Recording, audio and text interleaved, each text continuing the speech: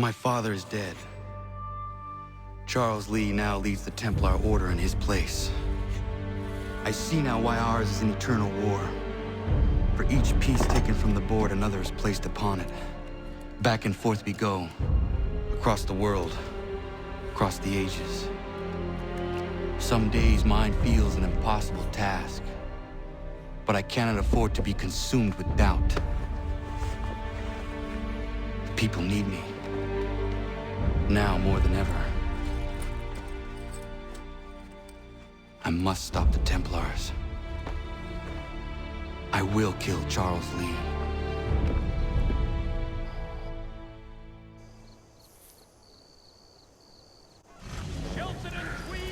Sequence 12, New York, 1782.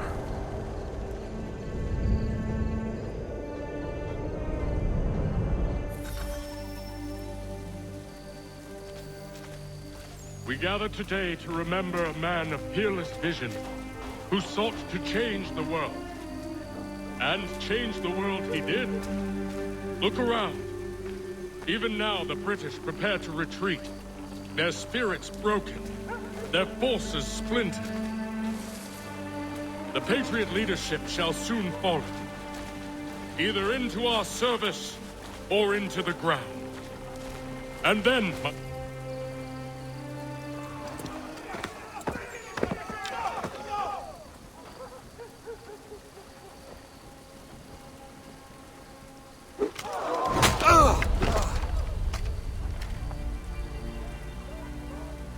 He sent me away.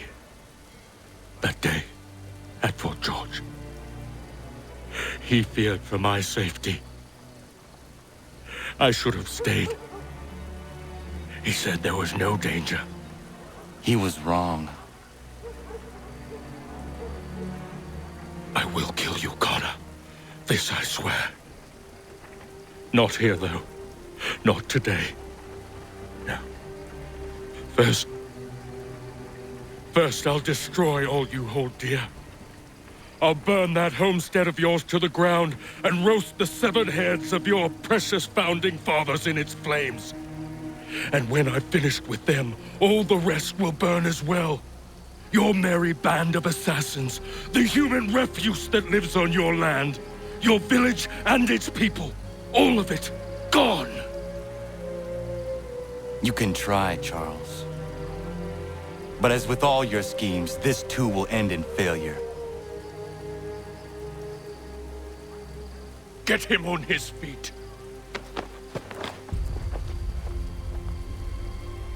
He will wait. He will watch. And then, when he's seen all his life's work brought to ruin, only then will I allow him to die. Take him away.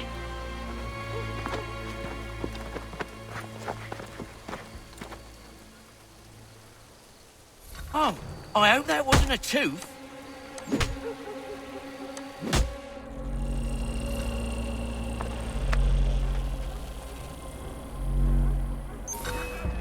Well, that was a good plan to get close to Charles. Now we need to defend ourselves against these hooligans.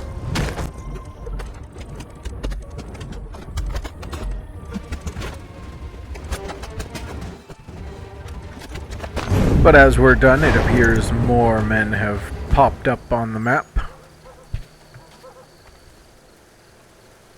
Our main objective is to take out every mercenary.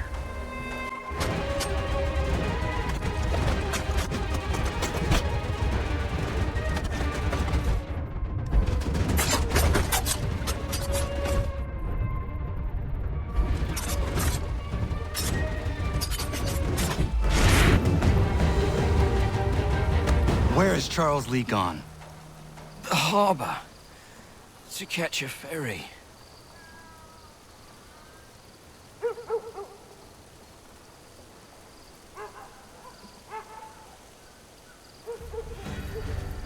Well, I guess that means we're headed to the harbor. Although our main objective still says that we need to kill all the mercenaries. I don't know what that's all about. After reaching the harbor, we can see that our objective is pretty far out in the water. Time for a swim. That looks like a little more than a ferry, but whatever. Getting a bit closer, we enter a restricted area, and we see several guards posted up at the bottom of the ramp. Not to mention the top of the ship. So heading around, we can find a more inconspicuous way inside.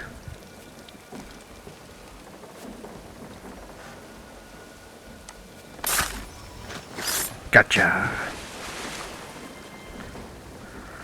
Alright, let's see here. If we can avoid the guards at any cost, we should do so. It looks like most of them are facing toward the pier, not away from it, so we're safe for the most part. Hopefully this guy up here doesn't turn. And that takes care of him.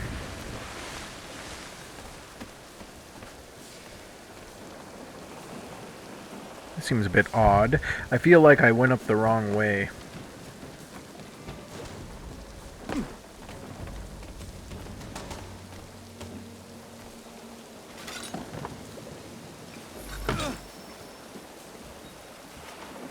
They will lead me to Lee. Yeah, definitely went up the wrong way. I believe these men meet the requirements. You believe incorrectly. They're sick and weak. We're looking to build an army, not fill an almshouse. It would take months to get them into fighting shape. We don't have the time. No, please. We'll do anything you want. Anything. Only take us with you. Quiet, whelp! Your merchandise is useless to us. Perhaps we should discuss this back in my cabin.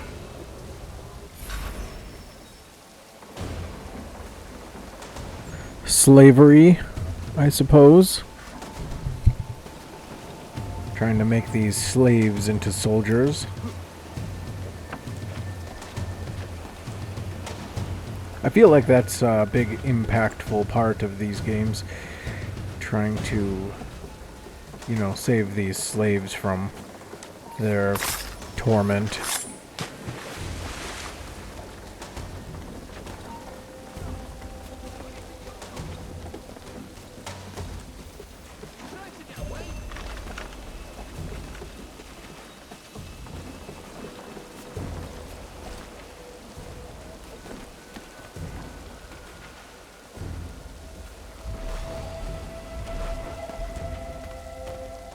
Sorry to have disappointed.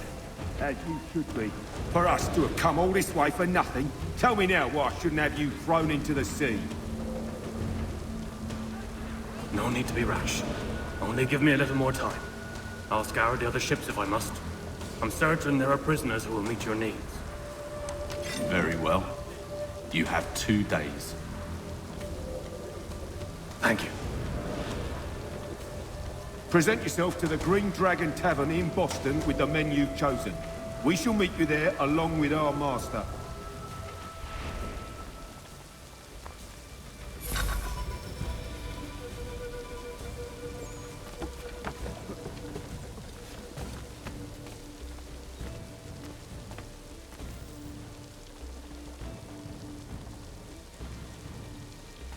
Alright, we just gotta get out of here.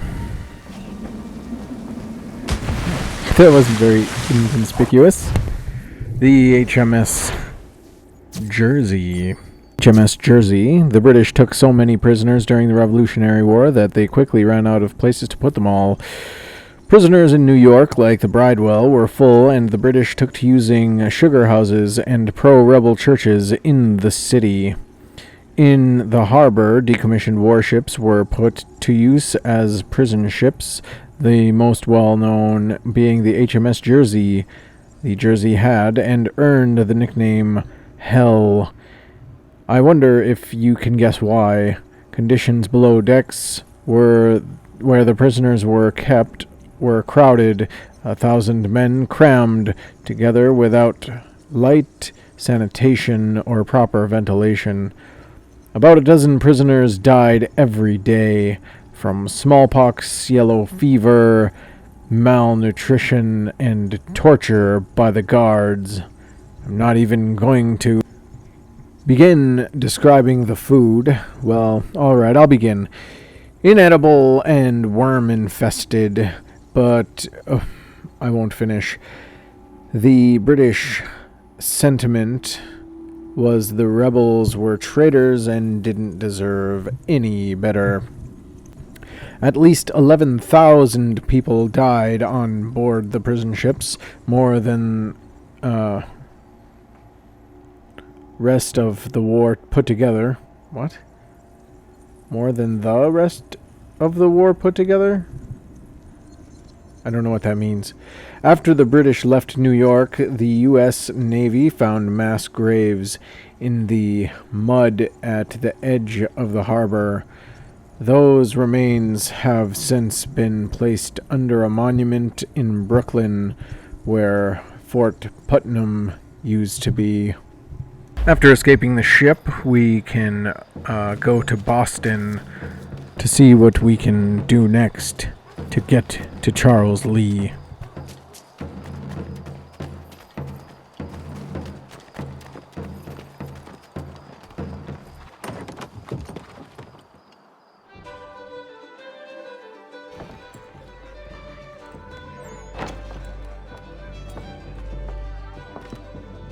Need something, darling? No. Ugh, rude.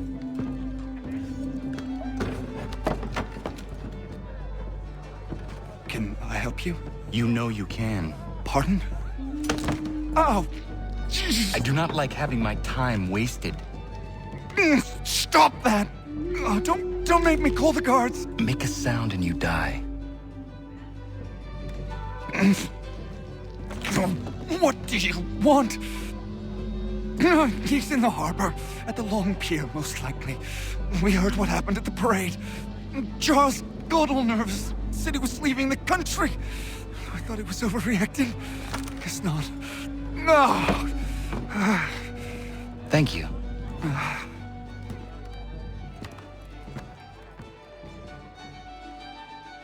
Before leaving the bar, we see a familiar hat. Thirsty, I take it? What's wrong with taking a draught or two when the time's right? Nothing, Jamie. Nothing. And why don't you join me then? Not right now. Maybe later. I suppose you got important business to attend to. I understand. Don't worry about me, though. I can handle my booze. If you need me, I'll be there, Connor. Now that we're done talking to Jamie, we can explore a little bit more, or we can go straight to the docks and look for Charles Lee.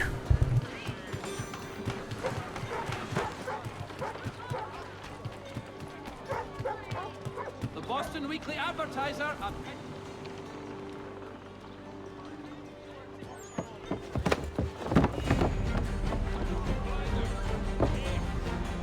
Seems like Lee's in flight mode.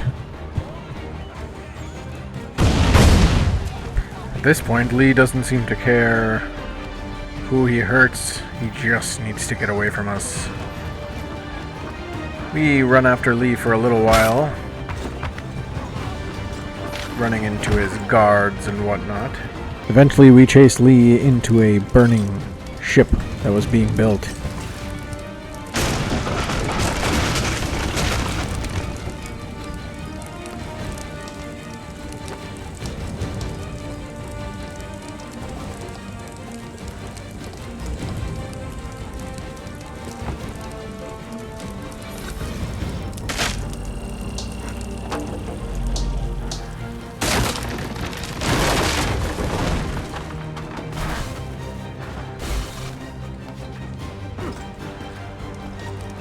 Finally, we catch up to Lee.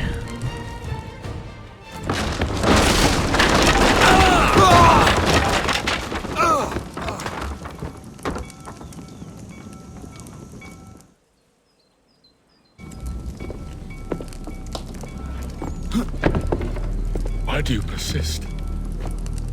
You put us down, we rise again. You end one plot, we forge another. You try so hard, but it always ends the same. Those who know you think you mad, and this is why. Even those men you sought to save have turned their backs on you. Yet you fight. You resist. Why? Because no one else will.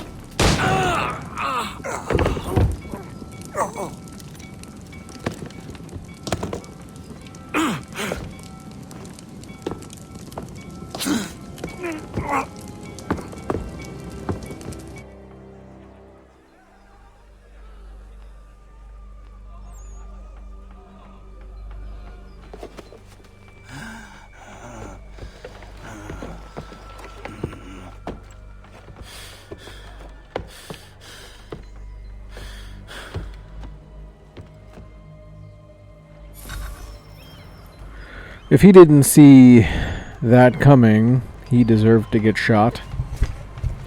I mean, it was pretty obvious what we were about to do. But now we gotta go get our little amulet back and dispose of Charles Lee, even in our little crazed state of blood loss. That's not Charles. What are you thinking? Rough night, was it?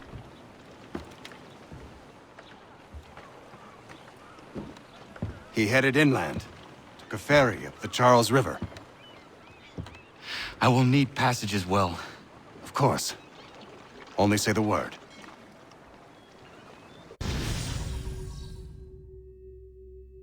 Well, he seems like a nice fella. He seemed to know what was going on there, weirdly enough, and then offered to help. We end up here at someone's doorstep.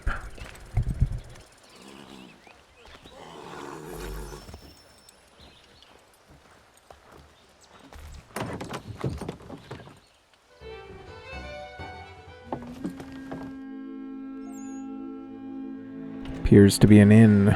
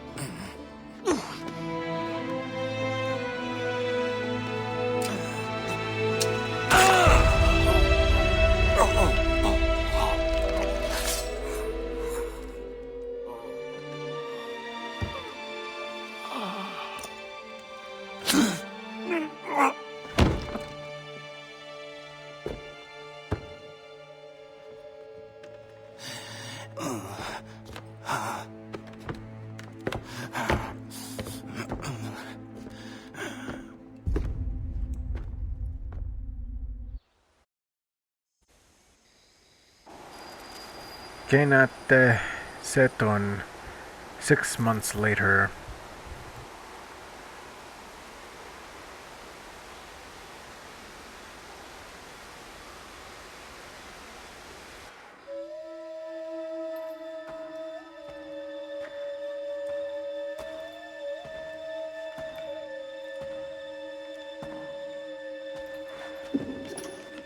Why would they leave this behind?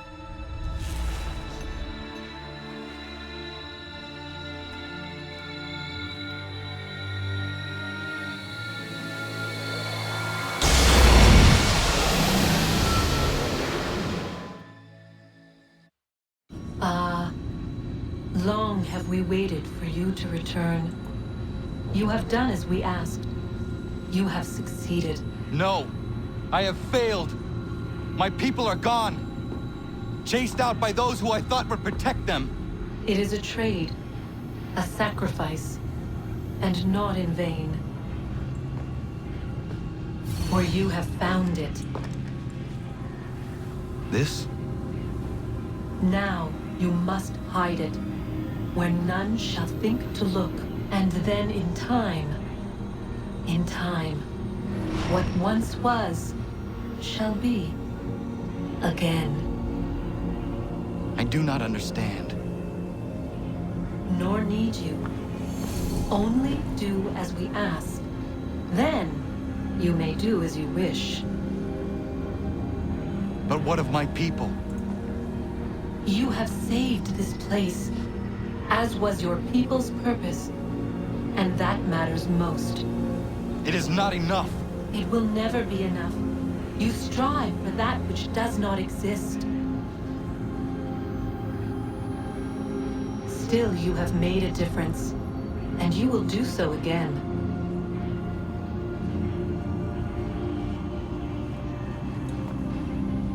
Remember, you must hide the amulet where none might find it.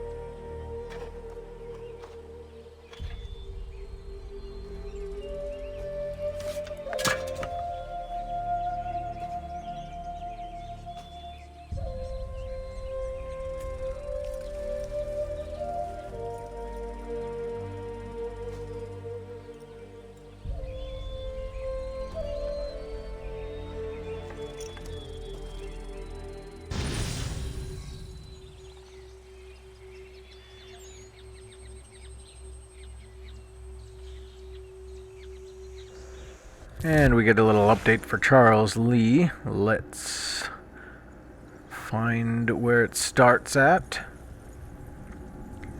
Here. When Lee was finally released from New York, he was convinced the Continental Army couldn't hold its own against the British and told Congress so. However, when Washington decided to go ahead with plans to attack the British column at Monmouth, Lee insisted on being in charge. Once the battle began, Lee ordered his soldiers to retreat. Modern historians are still debating on the reason why. Maybe he'd forgotten his doggy treats in the tent and needed to go get them. Washington swept in and took command, turning a complete rout of his army into a draw, and Lee received a very thorough and public dressing down afterward. Lee demanded an apology or a court-martial to clear his name. Washington chose the court-martial, which didn't go as Lee had hoped.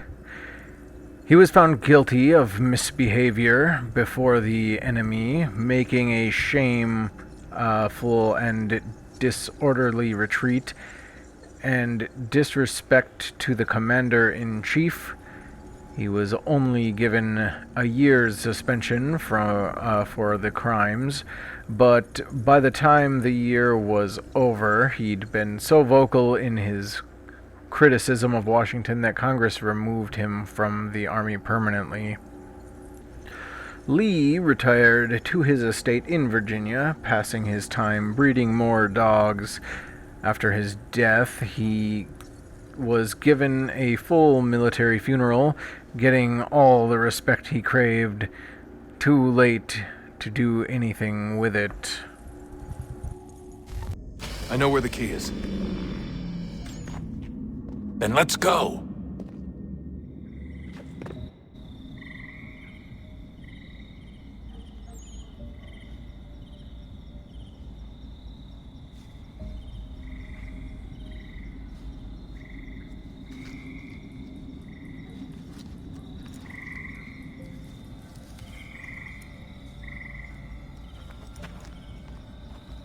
Did you guys not bring a shovel? Guess this is it. We're right behind you.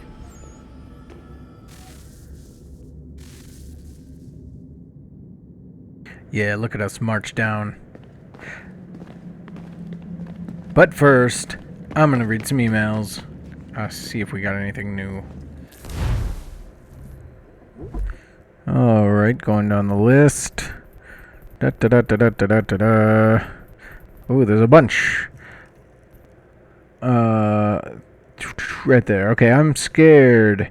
Rebecca, what if we didn't find the key? Or what if we don't find the key? What if we do, but run out of time? What if whatever's down here doesn't work? I mean, what's changed? The first Civ tried to save themselves and failed, and this place is shut down and sealed up. Doesn't really feel like the sort of place we're going to find answers to all of our problems. Doesn't help that people who brought us here are missing. I'm just worried this isn't going to work. I don't want to die. That was from Rebecca on December 12th, 2012 at 1:30 to Desmond. The next one is from Juno on December 14th, 2012 at 11:11. Subject is apology. Forgive my outbursts. It has been a long time. I have been alone in this place for too long, waiting, hoping. Soon you will see all I have promised. Only hurry and find the key. Restore power to this place. Which would you like first? Good news or bad news? Looks like we're getting not really the time for this. Okay, next. The good news. Christmas cheer into these otherwise... Okay. Sorry so much for injecting a little pre-Christmas cheer into these otherwise dour proceedings. The good news is that, far as I can tell, the I Abstergo launch has been postponed permanently, with Vidic dead thanks to dear Desmond, and the Apple of Eden still safely in our possession. There's no way they'll make their date. I suppose there's always the chance they'll manage to retrieve another apple and start the whole process over, but all of our intel says they've got no leads. We're safe from that particular threat, at least for now. This makes me think maybe they're... Okay, so their whole thing was like, send up the apple, we can control everybody, da-da-da-da-da.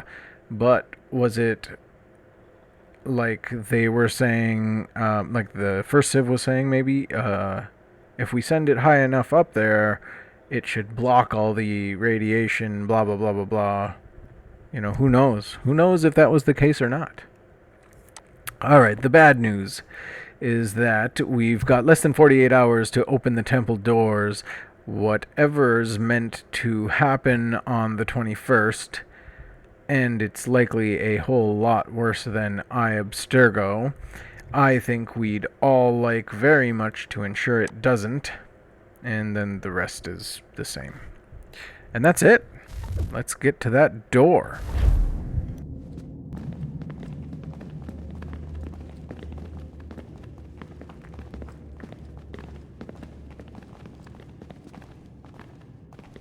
Ooh, it's gonna be sick. Hopefully, I don't know. Get on up there, Desmond. Show 'em what you got.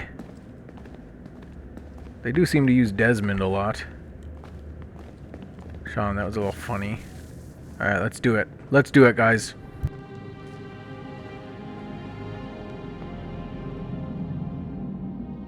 Moment of truth.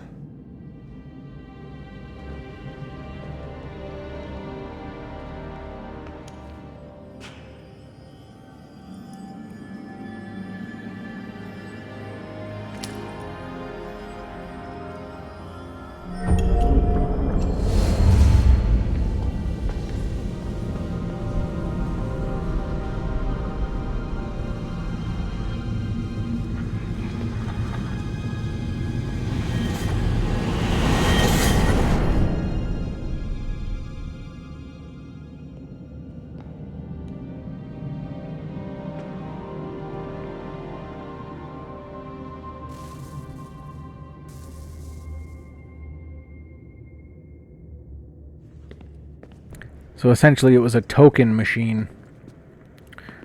Okay, we can't talk to anybody, which kind of sucks, I guess. We're behind this wall. There's not much here. Just the bridge that extended. And we seem to be walking further away from the camera.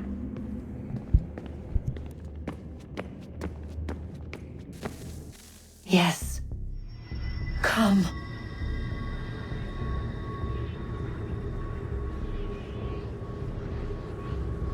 Here, at last. You know our story now. Of how we tried. Of how we failed. All our hopes extinguished. Save one. Your touch. A spark. A spark to save the world. Wait! Do not touch the pedestal. Minerva? You. But how? You left! You destroyed the device! Did you think there was only one? What the hell is going on here? You must not free her. Free her? Juno dwells within these walls, awaiting release. I will explain. While we worked to save the world, she sought instead to conquer it. She used our machines to set her plans in motion. Divination through numbers. There is a pattern to existence. To comprehend the calculations is to tame time. This was my focus. And so I built the eye to aid us. But she turned it towards her own ends. When we discovered her treachery, we put a stop to it. And then we left. But first we called to you, that you might try again. We thought it would be safe with her gone. Now I see we were deceived. She survived, she endured, and then she began to work. For centuries, Tinia and I walked the world, hoping to rekindle the spark of civilization. We shared what we knew as best we could. We were not the only ones, but for all the power we wrought, still death would claim us. But before it did, I would have one last look to know if we had succeeded. That's how you're here now? I had hoped you might find this place and finish our work. But it is too late. You and the Templars have squabbled over our refuse. You have wasted centuries, and so you have lost your chance. You cannot hope to stop the end now, Desmond. Only to survive. She's lying! Only touch the pedestal and the world will be saved. Better the world burn than she be loosed upon it. Is that so? Show him then. but he will not understand. It is complicated. It is... Show me. If you heed Minerva, the sun will have its way. The ground will crack and spit fire into the skies. All the world will burn. But this does not end the world, merely heralds its arrival. Darkness follows. Then you emerge, resolving to lay a foundation that such a tragedy does not befall the world again. You will become a symbol to those who survive. Hope, knowledge, determination. You will inspire them to rebuild, to thrive once more. And as the world heals, so too will humanity. But you are just a man, frail and mortal. You pass from the world, leaving behind only a memory. A legacy. You will be remembered first as a hero, later as a legend, and in time, as a god. It is the cruelest fate to have written words that meant well, and see them made wicked and unwise.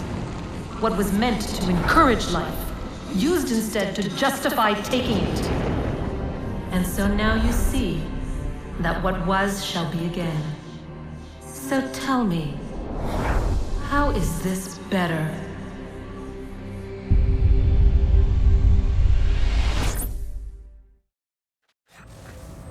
She would sacrifice you, sacrifice the world, for no other reason than to deny me vindication. They will enslave your kind, Desmond. Is this not why you fight? Is this not why you came here? To ensure more than just your race's future, but its freedom? What future? What freedom? Billions dead and the whole cycle begun anew? This world has known nothing but heartache and horror since we left it. Our gift to them, and you'd see it all returned. Enough! You must not do this. Whatever Juno's planning, however terrible it might seem today, we'll find a way to stop it. But the alternative, what you want, there's no hope there. If you free her, you'll be destroyed. It will happen in an instant. There will be no pain. You mustn't. It's done, Minerva. The decision's made. Then the consequences of this mistake are yours to live and die with. You need to go. All of you. Now. Get as far away from here as you can. Come with us. We'll find another way. There isn't time. Son. You know it's true. It's already started. I need to do this now. So go. Go!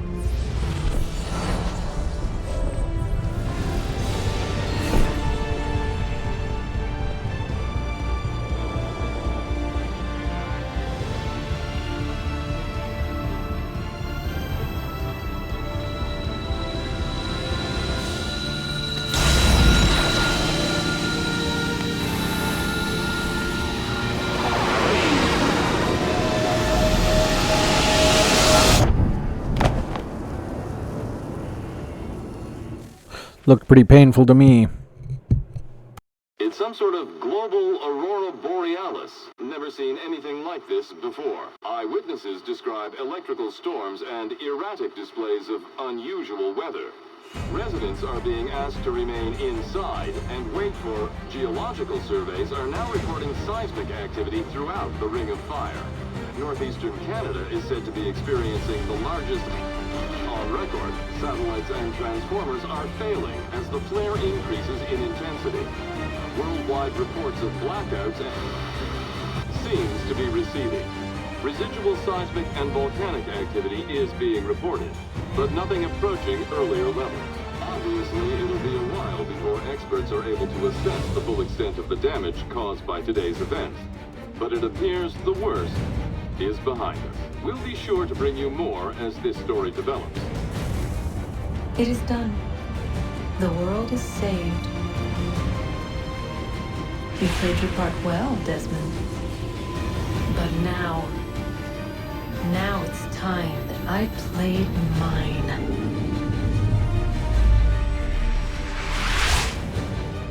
So, we either don't do what we just did and the world turns into the apocalypse and we build it from ground up,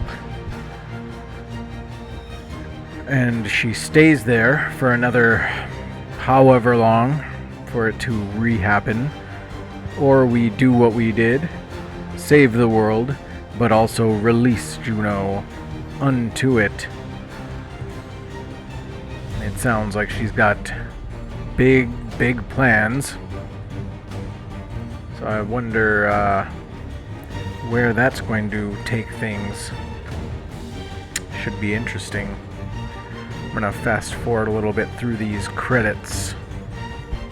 I'd like to start by saying that I'd thank everyone for watching.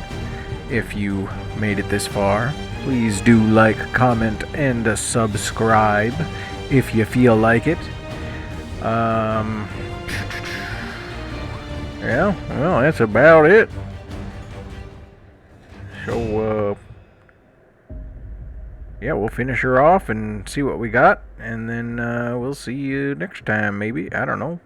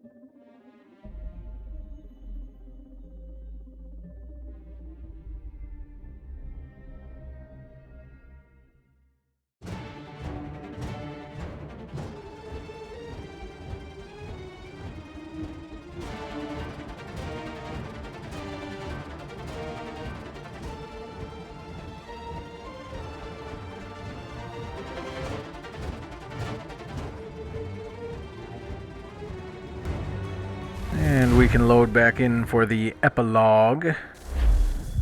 And we are here. Epilogue.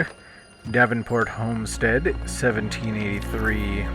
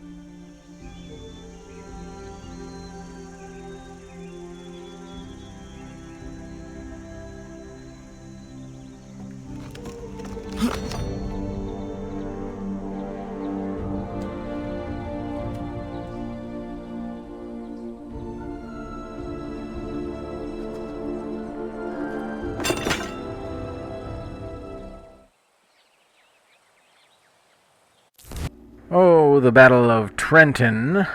Stunning victory. General Washington surprises Hessian troops at Trenton. Hundreds of prisoners taken. In a daring raid, General George Washington has in one coup overcome months of reversals and achieved a marked victory.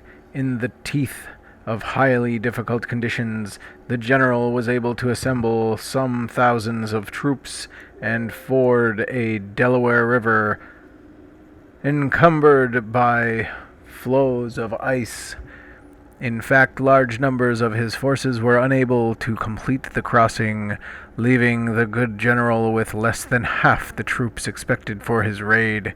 Nonetheless, the Continental Army marched through the snow and sleet toward garrisoned Hessian town of Trenton.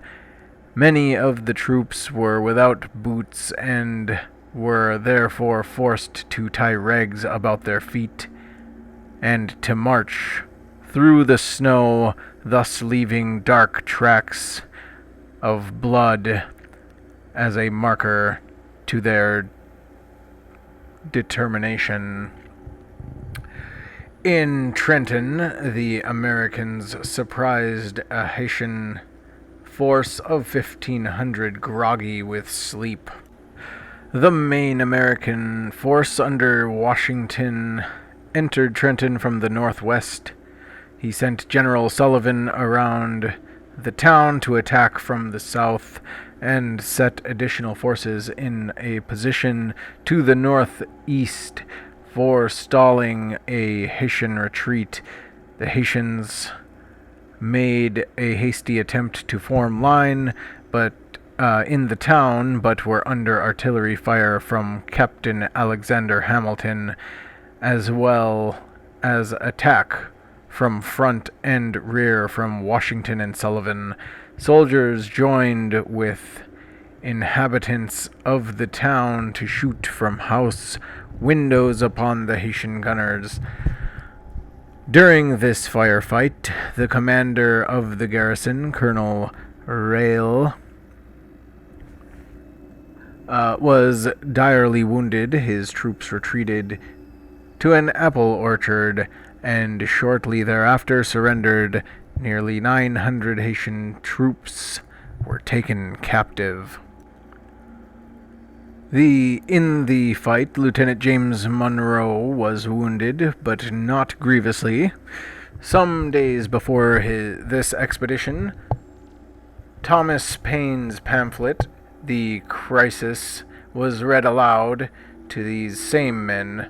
Mr. Payne begins with the phrase, "These are the times that try men's souls," and notes that the harder the conflict, the more glorious the triumph. Colonel Rail died from his wounds before the conflict's end. A message was found folded in his pocket, warning him of the American approach, a warning he fatally ignored. And it looks like we forgot to read The Great Fire of New York. Fire devastates Manhattan. Trinity Church burned. Rebels thought responsible. A great fire spread through New York on the 21st, that being Saturday before last. The fire began near Whitehall Slip, likely in the Fighting Cock's Tavern, known for untoward behavior. A southwesterly wind quickly spread the flames north through the streets, putting many out of their homes. These citizens took what goods they could and found relative safety on the town commons. The wind then shifted and burned most of the city from Broadway to the Hudson. Burning ashes from shingles were carried by the winds across streets and to far buildings. The roof of Trinity Church soon caught fire, and the church burned in minutes. With little fire department left in the city, Royal soldiers essayed to put out the flames, but these efforts were largely ineffective, and the fire raged through the night. Happily, St. Paul's Chapel was saved by volunteers bringing buckets of water to drench its roof. Very near 500 homes and buildings have been destroyed. Those responsible for the fire are unknown. However, it is no mystery that the rebels would wish difficulties for the king's soldiers, who have recently and valiantly taken hold of the city. An investigation has been begun by General Howe. Next we can visit the doctor.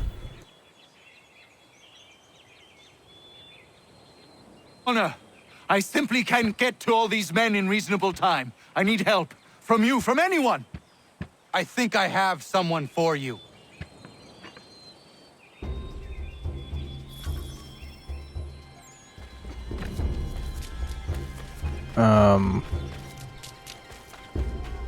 What is going on here? Did I miss something?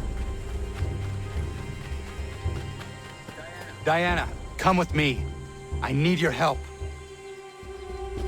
Of course. What's the matter? Dr. White is overwhelmed and needs some extra hands. I'm no doctor, Connor. Maybe not. But I have seen you care for people before.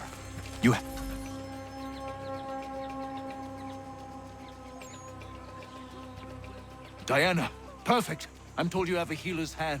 Please see to this young man. Connor, if you could help the two gentlemen out front. Why is everybody hurt and stuff? Thanks, Skip. Good of you to help. I should be all right.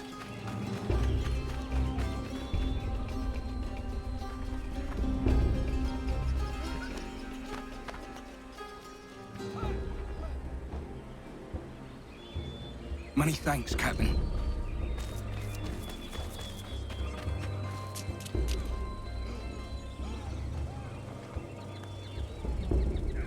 That's a spot better, sir. Thanks.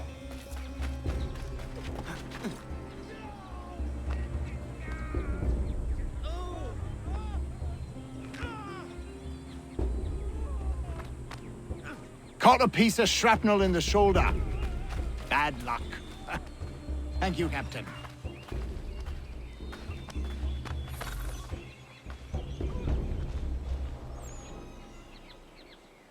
Caught some burn off a rope. It happens. Thanks, Skipper.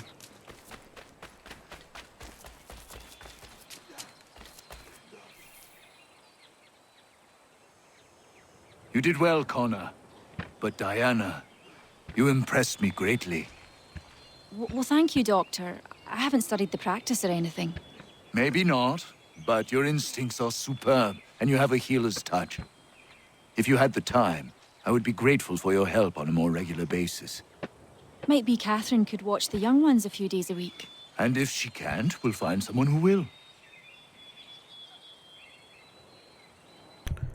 Perhaps I needed to do that after Chesapeake. But yeah, right now I'm really confused at why everybody's all hurt. Alright, either way, we can get level 3 medicine, stuff like that. Turns out the doctor's got a little medical tent. We can go and speak to him in there.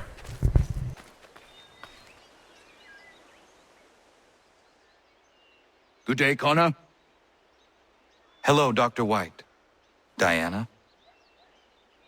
Hello there, Connor. Diana and I were just having a look over our equipment and facilities. They've seen a great deal of use in the last few days. So things have turned for the better. Better than it ever was in Boston. I was missing my apprentice when things first exploded, but now I have Diana. She's better than he was in every respect. And are you happy, Diana?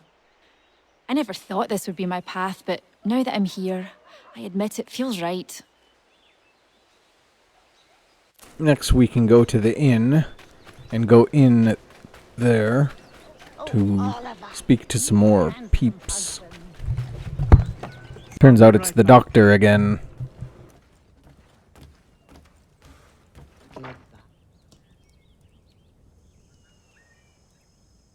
One day, Doc, one day, you'll find one too. She'll come wandering into the village and light up your life. Mark my words, I'm telling you. I have a sense for these things. Might be, might be. Ahoy, Connor! Look at us! 3 bachelors waiting for love, or waiting for a drink, whatever comes first. Drink wins! Women will be lining up for you, Doc. I'm telling you. Ladies love a healer. It's me that's doomed. Who wants to marry a woodworker, eh? Who? Nobody is who. Hogwash! You brought the folding chair to the Americas. You're a pioneer, an entrepreneur. Women appreciate a man with vision. What about you, Connor? How is it a man like you has no wife? I would not be a good husband. I have not the time to give. One day, perhaps. I don't know what that was about, but I hope we don't have to play matchmaker. Let's go into the house here and find out what's next.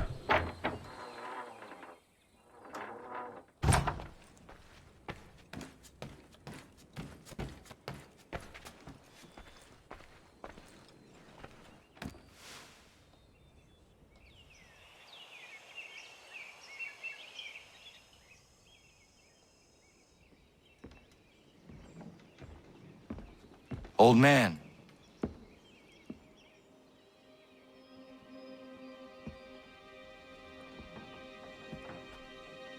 Achilles.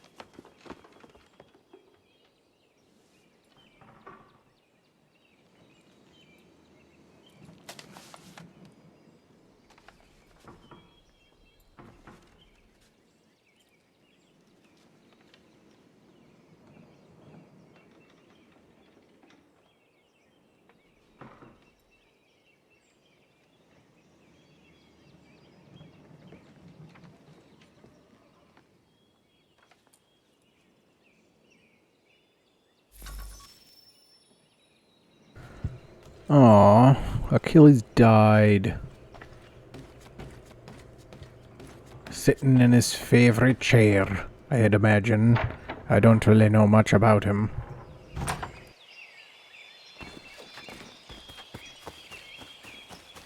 Either way, we can tell Father Timothy of the news.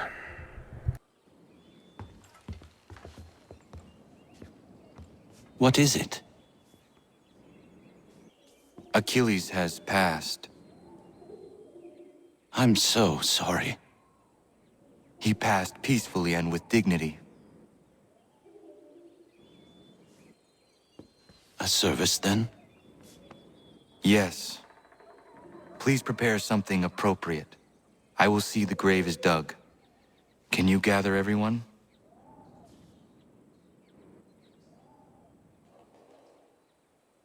It's a heck of a church for just the people in this little town.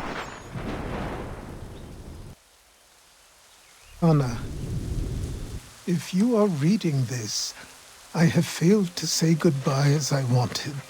But the time never seemed appropriate. I leave this land and all its resources to you. I trust you now know this place has become something of great significance. A community to serve as an example of what this would-be nation could become. But the larger and stronger it grows, the more fragile and difficult to defend it becomes. I hope your friends who are birthing this infant country understand this truth. Your unwavering tenacity and honesty have burdened you with responsibility far greater than any one man should bear. But you, if anyone, are capable. You have given an old man hope that all is not lost. And for that, I thank you.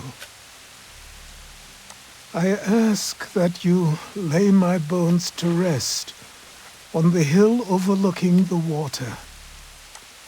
There is no other place on this earth I'd rather be. I am grateful to have met you, knowing you will guide this land and these people to a better future.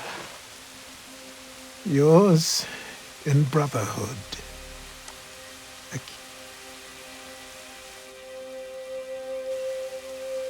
Prayer and sermon do not suit this occasion. Achilles was not a man of God. Not my God, at any rate. But he certainly believed in a guiding force. And he is at peace now, and for that we can be grateful. We lay him to rest here, atop the bluff where he made his honorable and dignified life, so he can remain that comforting presence, the old man on the hill, that we have all grown to depend on. You all had your own relationships with him, your own moments, and I implore you to return here when the time is right for you and share those stories with the waves and the trees. Achilles, you will be missed, but never forgotten. Go safely, old man. Safely to where your soul need rest.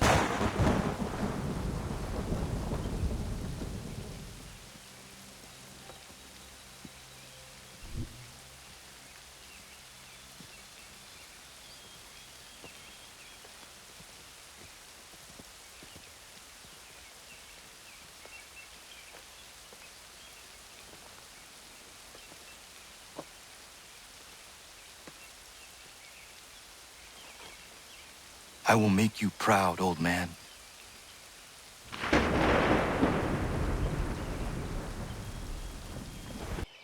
Never properly said goodbye to you.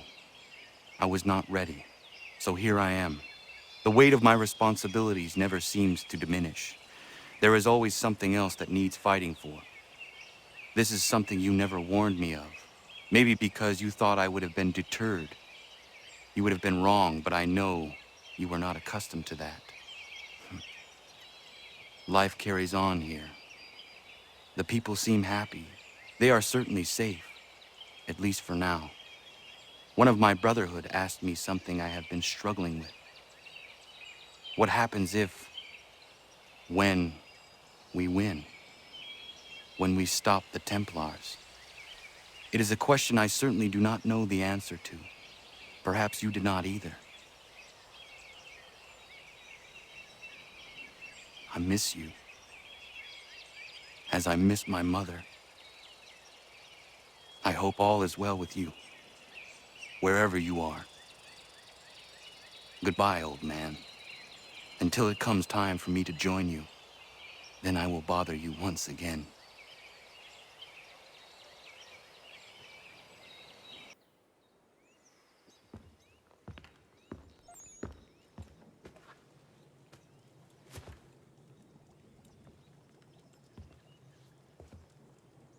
He never did hang his special picture up. Let's find out what it was.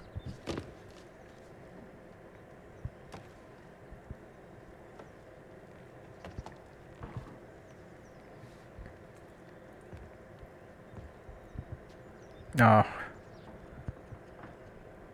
I'm assuming that's his wife and child. Not his parents. Although I don't really see the resemblance.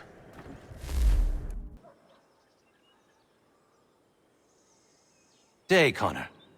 How are you faring? I will honor him in time.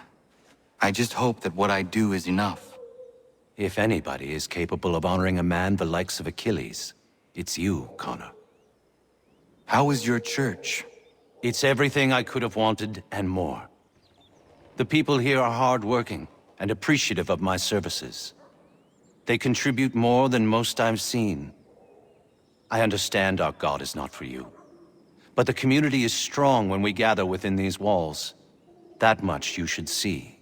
I will pass through one of these days. After getting done with Davenport Homestead, we can travel back to our home, where we find a man sitting at a fire.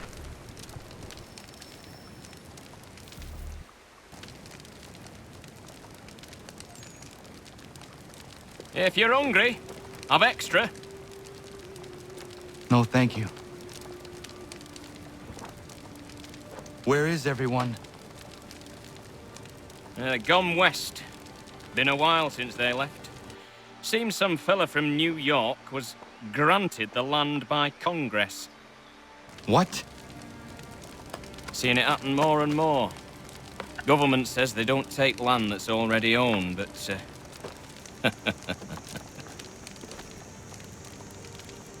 How could this have happened? we're on our own now. No more merry English parts and labour, which means we gotta go at it ourselves. Gotta pay for it too. Selling land is quick and easy, not quite so nasty as taxes. And since some say they're what started the old war, ain't no rush to bring 'em back. Clever men, these new leaders of ours. They know not to push it just yet. Too soon for taxes. Too British.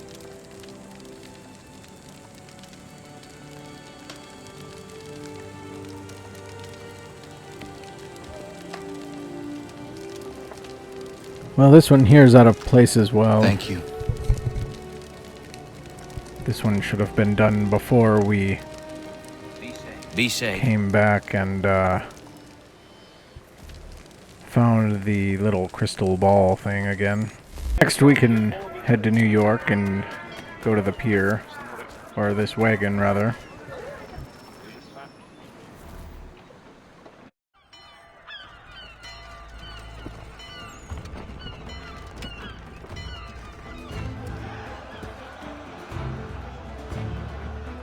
America has no need for your services, Send them back to Britain in a box!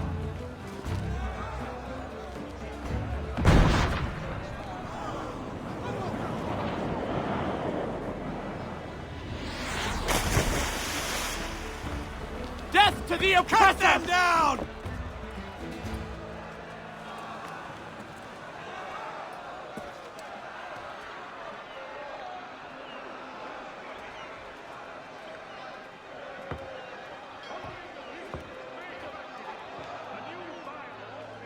Seems that slavery is still on a high. But, of course, we knew that already. After that, we can read about Evacuation Day in New York. The date of November 25th, 1783.